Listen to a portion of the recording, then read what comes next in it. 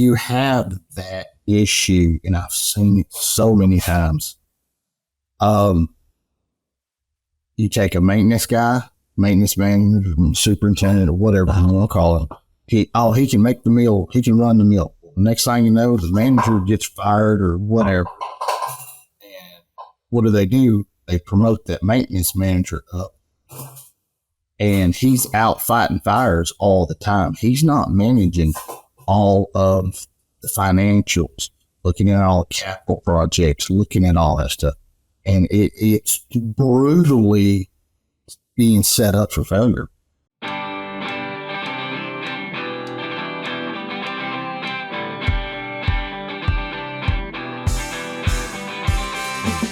Welcome to the Feed Science Podcast from North Carolina State University. I'm Adam Fahrenholz on behalf of Wisenetics. My guest today is Ashley Biscamp. Ashley has been in the feed industry doing troubleshooting and mill management types of things for the past 23 years. And so we should have a really great conversation today about some of what's working or even what's not working in the industry today. Thanks for joining me, Ashley. I'm glad to have you. All right. Thank you for inviting me. I appreciate it. Yeah, you bet. So if you wouldn't mind, if you'd give the audience a kind of an idea of your background and how you came to be a part of this industry and the various different things you've done in it over the years. Oh, well, in 23 years, I've had the experience of being in 5 different states and 11 different feed mills. That's been from feed mills that were in bad shape structurally and management wise. I've kind of been the turnaround troubleshooter guy. Some people run out of those feed mills. I was the idiot that run them to try to save it, and successful in quite a few of them. But it's always a learning experience because feed mills do one thing: they either run wide open or they're broke down. So I've got a lot of experience in different capital projects, diagnosing what's going on, what's being done wrong, or could be done better. Evonik Animal Nutrition is committed to ensure food security and safety while reducing the ecological footprint of animal farming. Its products and services use evidence-based solutions that seek to promote animal welfare and reduce reliance on natural resources. All this is underpinned by long-standing industry partnerships and deep customer understanding. Evonik's focus on efficiency, sustainable, healthy nutrition, and collaborations with livestock farming partners creates value for customers and consumers. Gotcha. So, what would you say as we think about, just to kind of start off the conversation, what would you say from your perspective over that last couple decades when you think about things that have needed to be turned around, needed to be fixed? What are some of the most common things when you've gone into a facility and you've been brought in and hired and they say, okay, look, we really need to make changes here? What are the primary things? And we can take that into equipment. We can take it into management, kind of whatever areas you think are the most prevalent to talk about. Yeah. We only got how many minutes? Yeah. Well, that's fair point. One of the biggest things is being culture of the people. You have, in my experience, I have gone through and been after the drill instructors, screaming and hollering type managers. Just really doesn't do anything for camaraderie or, making people feel part of the team. One of my big things is empowerment of giving those people the opportunity to share their thoughts, their ideas, because ultimately they're the guys or ladies that are doing it all day, right? Either at 12 hours or mostly 8 hours or 12 hours, mostly 12 hours. So, you got to listen to them. They know the little intricacies and the little things, the fidgets and everything. So I'm big into listening to the people, as well as rolling that up to upper management and getting it across to them that, hey, you got high turnover because they don't see money expenditures coming into the plant. So they get frustrated and they're constantly fixing the same problem over and over and over. So it gets frustrating with that. Secondly would be just preventative maintenance. A lot of the mills I've been in, they're old. And, they think they want to say, oh, the mill's 20 years old. Oh, it's a new mill. No, it's not, because there's not been money put into it. These mills run from, a lot of them crank up on Sunday, and a lot of them don't shut down till Saturday evening, depending on, in the poultry world, the demand of the feed that you need. There's a lot of equipment that it's wore out, and a lot of Band-Aids being put on out there, but just doesn't really fix the problem. So I've gone in there and looked at that situation and been obliged to kind of say, yeah, this is something we've gotta fix. You can't run equipment wide open all the time and expect it to hold up. If it's made by man, it will break by man. Mm-hmm. Absolutely. Yeah. So I think we can kind of go down both roads there. And we'll go back and we'll start with the people. I think you make a really good point. When we think about, again, in the poultry industry, and we think about what's going on in some of the other areas in that integrated world, processing plants got a few hundred folks in it, and on the farms you got one person going around checking flock supervisor, and in the mill we've got this kind of small group that's stuck together all the time, feels like they're kind of going to battle every day together, and if it's not a team that works together, you're sunk from the jump. Yeah, it's a family, because you spend so much time together. You see the frustrations and stuff. So it can be a toll on a person's happiness and stuff like that. Yeah, one of the things and I'd like to get your perspective on it, that I've talked to people when I've been asked to go out and take a look at, go into a facility or talk about, continuous quality improvement type things, whatever. And we talk about the people, and they want to talk about employees. They want to talk about retention, things like that. And they talk about, well, they'll only let us spend so much money. And I think you kind of hit on it there too, where it's like, okay, I understand. Look, salary and what you can pay people is always going to be certainly a huge part of it.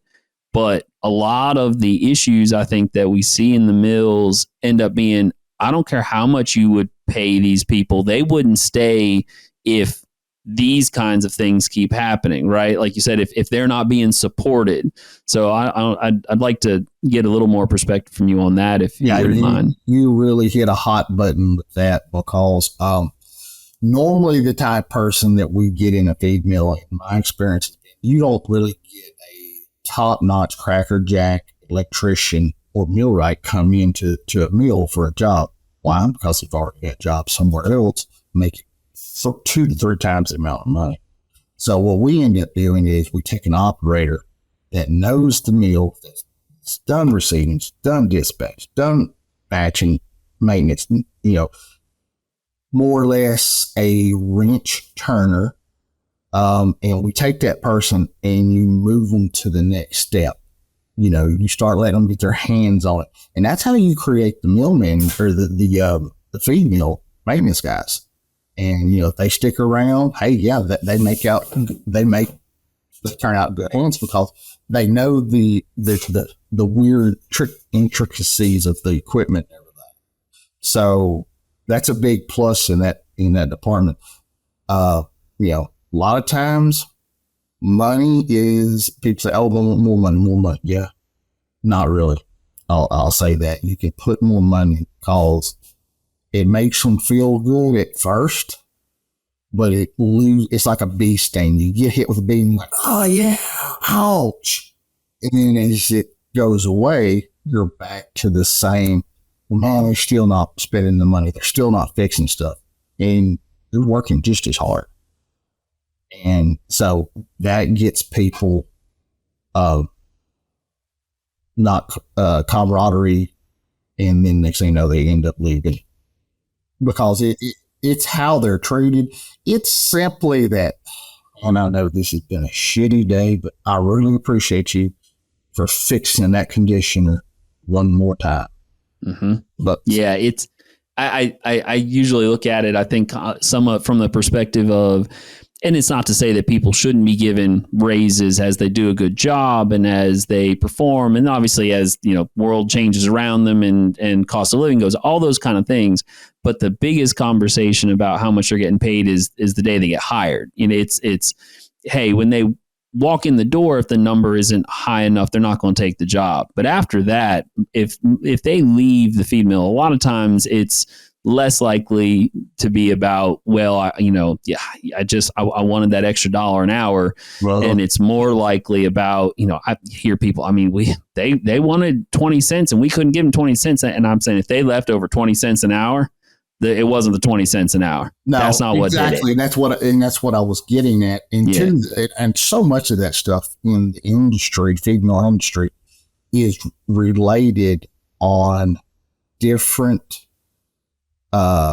schedules as far as levels. Like if you come in here, you're started at this. And for instance, a location that I've been at had a guy that had been there almost 40 years. He done every job there. He knew it. And so you have him being paid, and then you've got a guy that comes in starting out 75 cents or $1, or hell, just $1.50 less than this man that's been there 30 plus years. That's a bitter taste.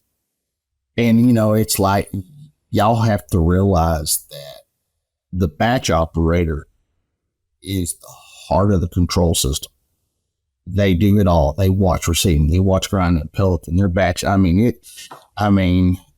If you like sitting in one spot and watching a lot going on, the batch operator position is pretty good. Somebody that just likes to move a lot, well, sometimes it depends on this breaking all the time, right? Which is a lot of time.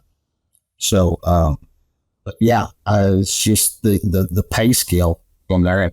You get a little bit of a raise. Well, that raise every year, it's eaten up by taxes. And, if you get a 1.5% raise, whoop-dee, it's like $60 extra. Yeah, you don't notice. It's not even a tank of gas, people. Yeah. It's like, yeah, so you just gave me one more tank of gas. Or what I've experienced, and you get that raise, and once you break it all down out of taxes, that raise is equivalent to what your insurance increased that year. Yeah. One of my former employers, I looked at it, and every year my insurance would go up $800 something.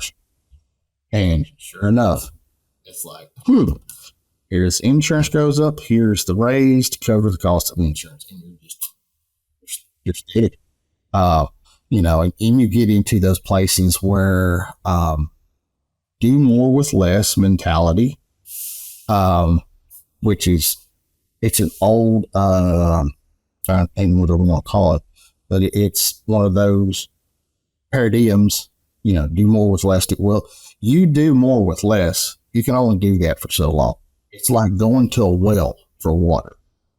Well, eventually you go to a dry well if you don't put a lot of rain and get a few floods in on that well to keep that water level back up. And the poultry, or just not this, the agricultural world is like that, very much so. Because your operators they're high school graduates, or, they're somebody, they're not necessarily college educated, just looking to make a living and put food on their family's table. Yeah. Something else I think that's interesting that you talked about, and give a little segue there when you talk about we're bringing in some cases, folks that are younger and whatnot. And there's been, huge amounts of discussions in our industry as well as all over.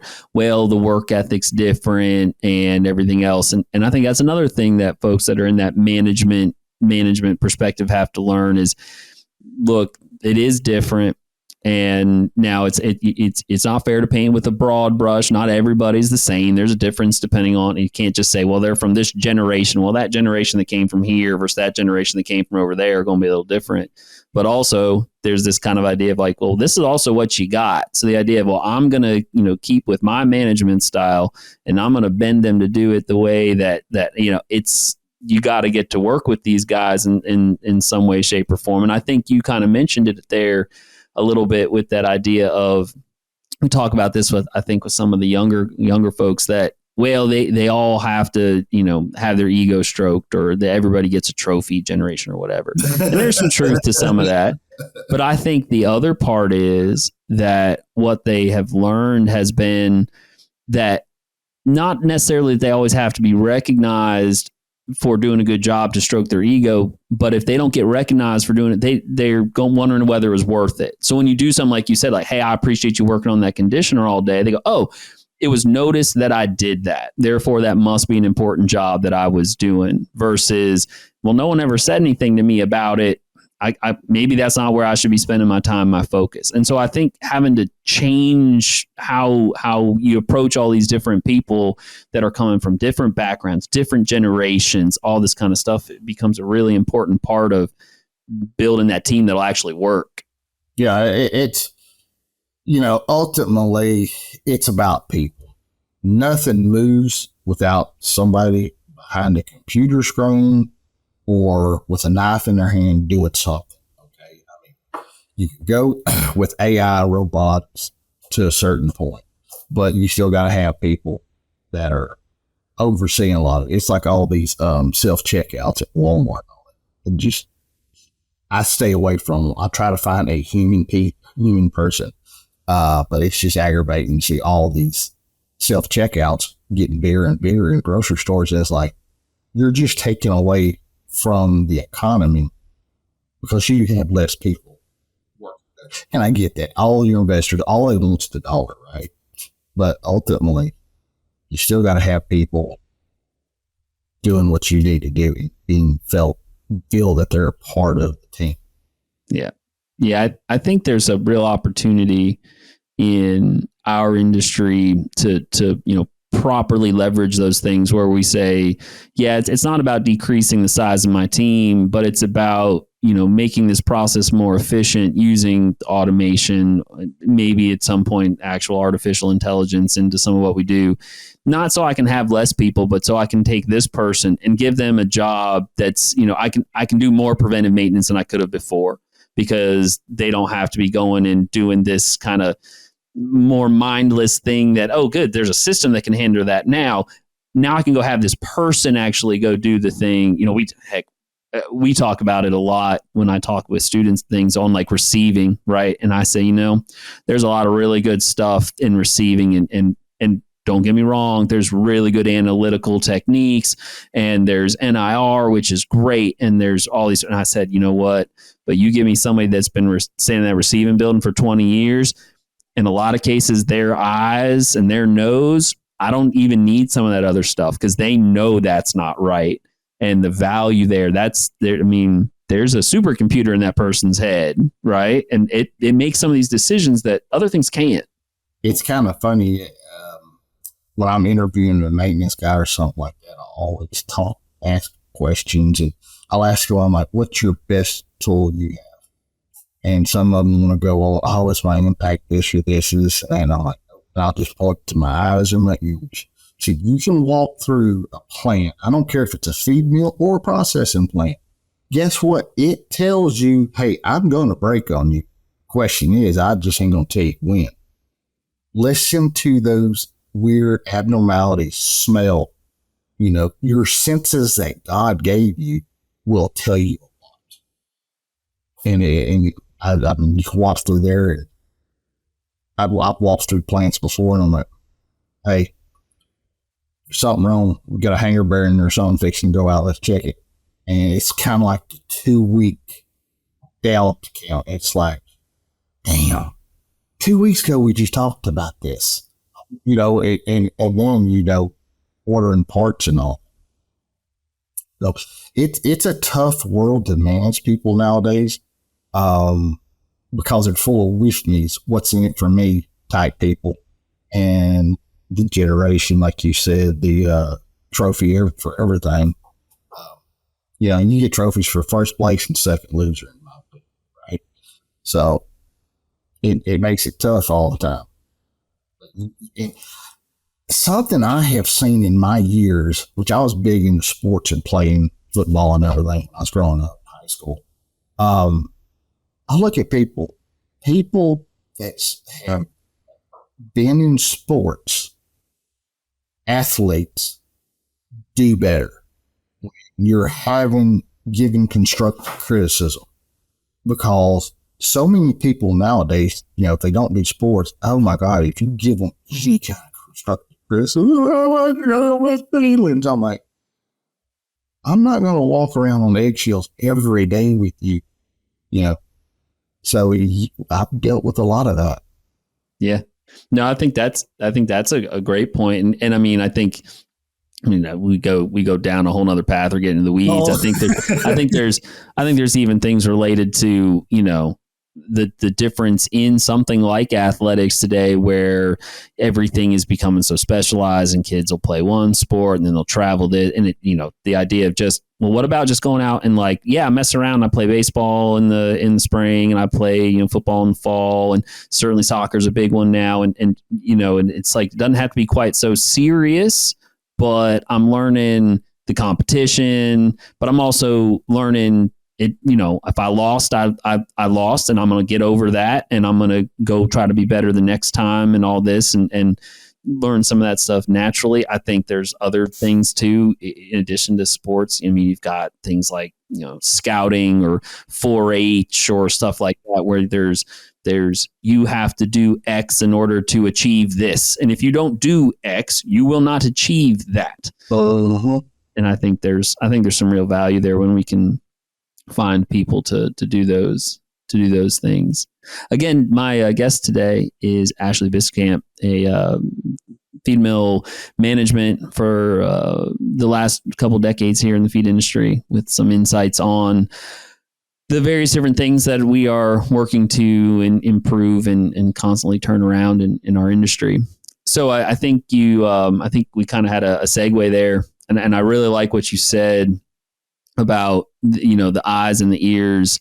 One of my favorite things to tell when we're talking, let's say students and they're new, the idea of that ears, and say, look, if I go into a mill, or heck, if they come to the NC State feed mill, and we're all standing around talking, the pellet mill's running, and all of a sudden you see myself and maybe one of my grad students who's been around for a while, and the mill manager just all of a sudden stopped in the middle of we're in the middle of something was heard. out the window of the control room at the pellet mill, kind of, looking like a dog, kind of cocking your head, and it's like, Yeah. and we're like, something just went through that die, or that thing's right about to plug or something. And they're like, how could you possibly hear that? And it's like, you can hear it, you can feel it in your feet.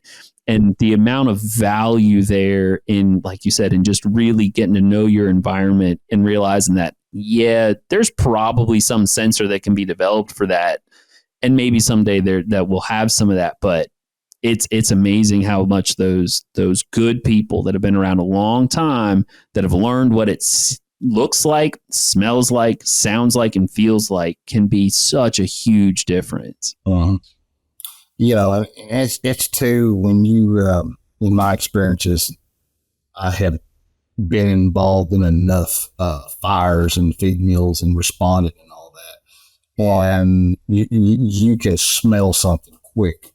Just the smell of a burnt belt, or a belt fixing to burn off, you'll pick it up quick.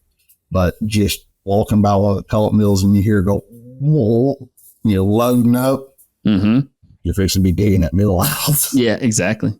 And sometimes the system catches it, and you know what? Sometimes the system does not catch it, and even though you heard it or you felt it or whatever. Yeah, it's kind of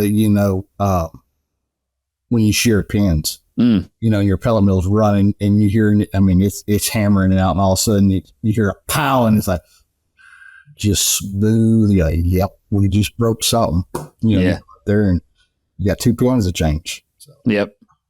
So that basically transitions us over into the equipment side. So you mentioned, I've always kind of, I'm pretty sure I was told this or taught this one point in time, and anecdotally it seems to be true, that a mill is new somewhere for about 7 years or so. And then after that, that's about the time everything starts breaking. And then then you start telling people, look, the cheapest day to run this feed mill is yesterday. Every day from here on out is going to get more expensive because more and more stuff's going to break, more and more stuff's going to wear out. We never turn the page back unless you're going to rebuild the whole thing. Yeah, it's always so. As you've gone from facility to facility, and even when some of these, they're not old because you've got someone in, upper management going, it's not an old mill, it's only 20 years old.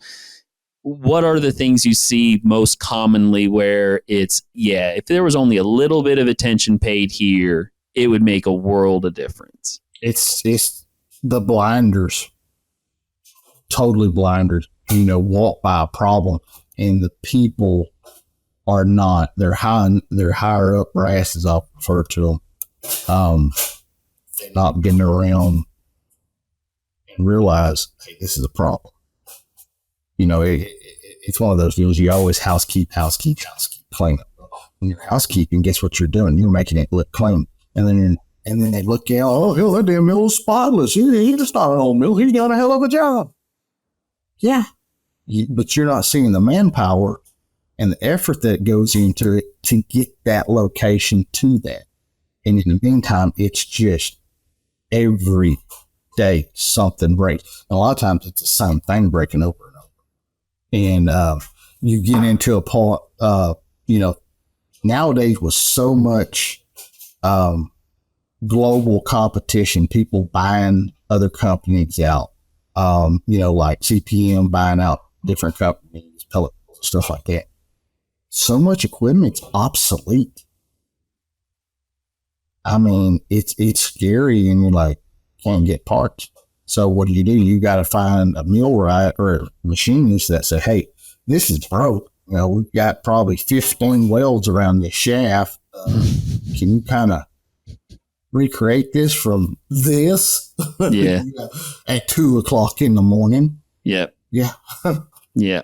Yeah. And there's never time to, there's never time to stop. And I think that's another thing that's and obviously, I'm sure you've been involved in this in your time.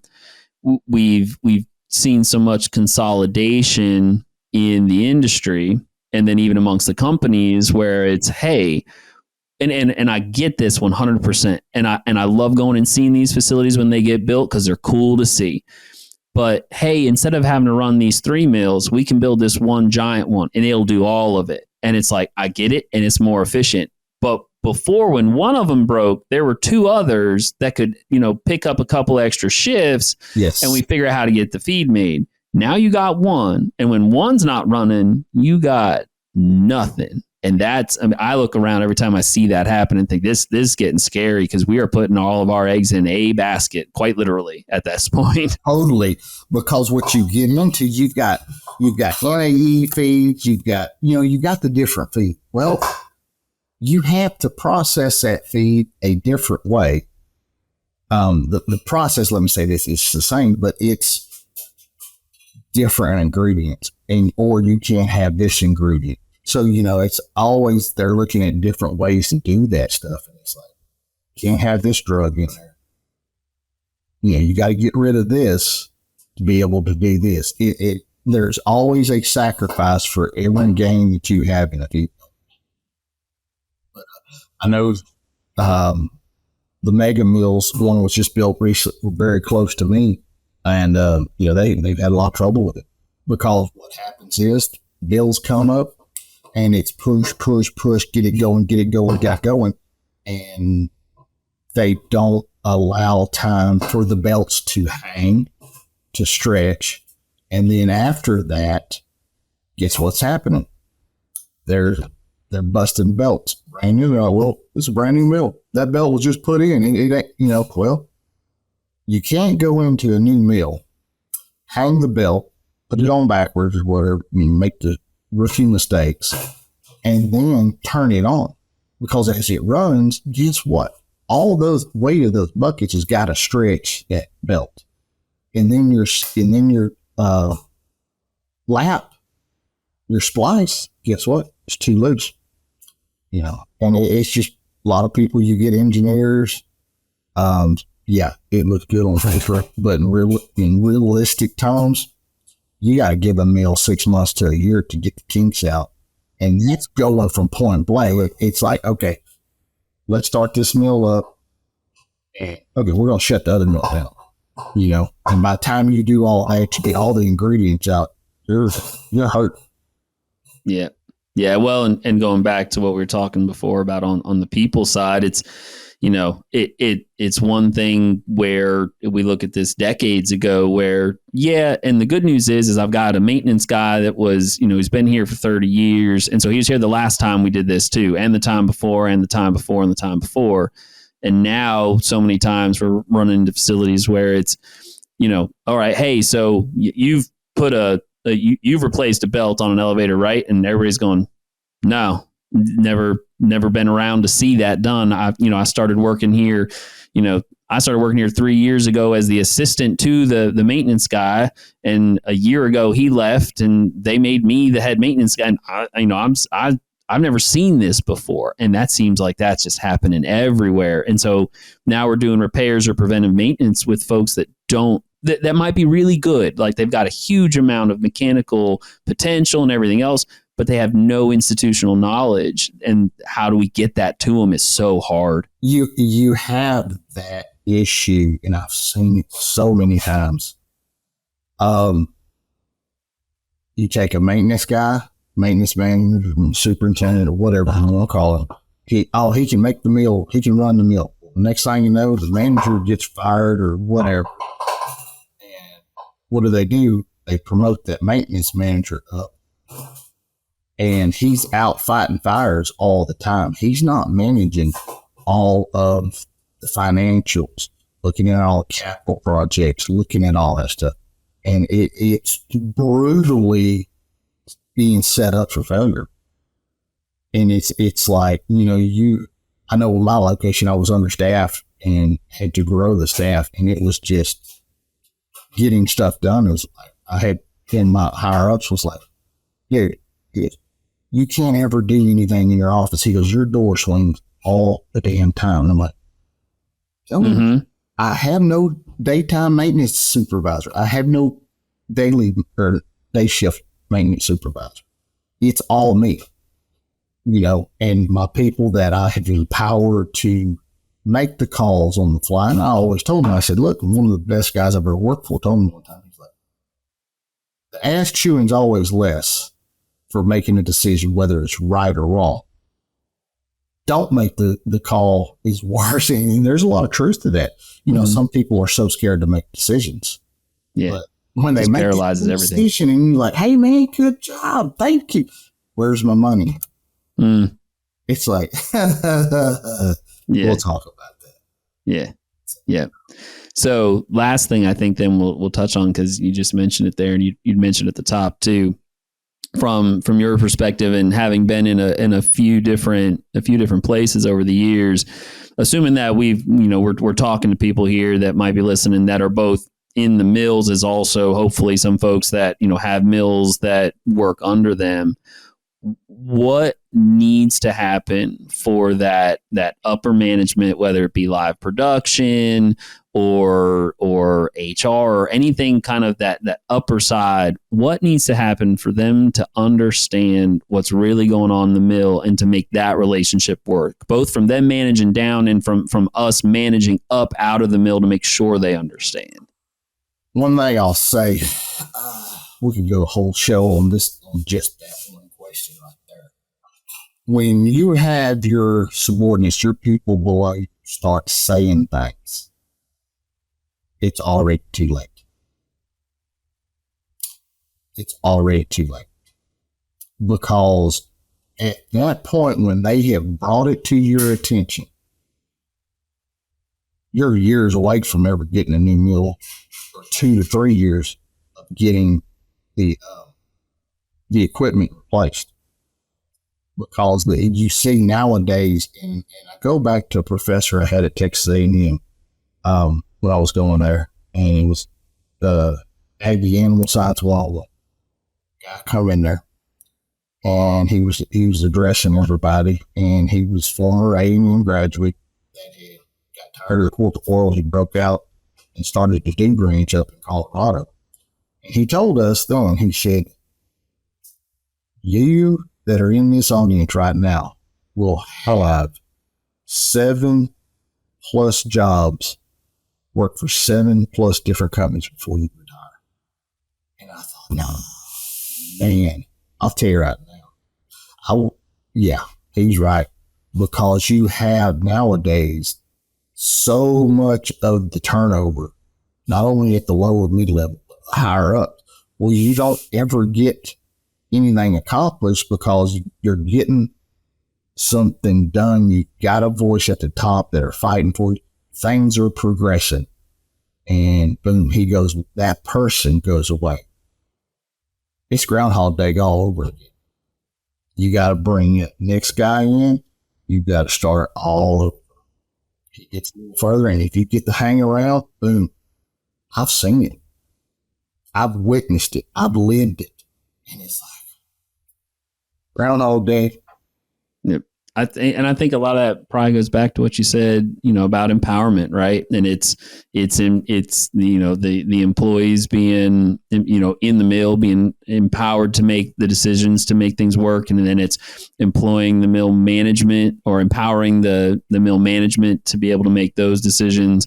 And it's, some sort of, empowerment at that management level outside the facility too, to say, hey, I don't need, you don't have to go micromanage this facility down here.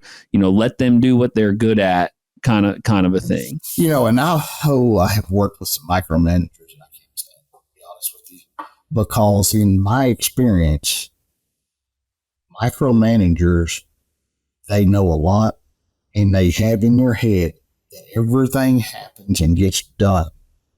And during the day, it does. There are not enough hours. Managers, especially your female managers, would have to have an apartment. In their office would have to be an apartment, because you give it everything. You get the product made. Nobody gets hurt, and then you go back. You fight it another day, and and things are hot, and then you have something else that goes bad, breaks, and you get caught up on it. And you've just got a back burner list that's a damn mile long. Yeah, I've done a lot of capital projects, boilers, coolers, pellet mills, a lot of it. And, and it's just like talk. It's a lot of talk. And they start out with a plan on, say they're on building in. Well, by the time they whittle it down, it's probably a third, maybe 2/3 of what they originally thought they were going to get. I mean, I was with a company years ago. We were going to build this big bad mill and 3 pellet lines, all this and that. Katrina hit. That mill went from 21 million up to probably about 30 million. Well, just to build it. So next thing I know, they go to cutting back. So there's a lot. And you got to think people are always looking only out for themselves. Mm-hmm. Yeah. Yeah. No, there's a lot of room there to go try to find the, find the efficiencies where you can, find the diamonds where you can, all that kind of stuff. And so with that, we'll kind of close out with a couple questions on, in your experience as you've moved through the industry, if you were to point to a single, let's call it a resource, and it could be anything. It could be, books, articles, trade publications, and these days websites, whatever, that you would say, hey, if you're going to be in this industry, you're going to be, in the mill, this is something that you either got to have on the bookshelf or that you should be looking at every day in order to keep yourself up to speed? Does anything particularly come to mind that, you've found to be particularly helpful? If I was to do this all over again, and that would mean I'd have to have a second life where I was just saying now, I would probably be more involved and learn more about the electrical side of the mill, because so many mills are get it fixed, get back going. And next thing you know, you're 13 fires down the line and you forgot that, hey, we changed this, we grabbed this power from over here. The next thing you know, the whole system's all messed up. But it just boils down to listening to your people. Your old salts, as some people call them. It's more of a military term. People that have been in the ditches, in the trenches, And I have, in my experience, I always listened and very much respected people that in there knew what I was talking about, shared stories of similar situations where we reacted or pretty much done the same thing.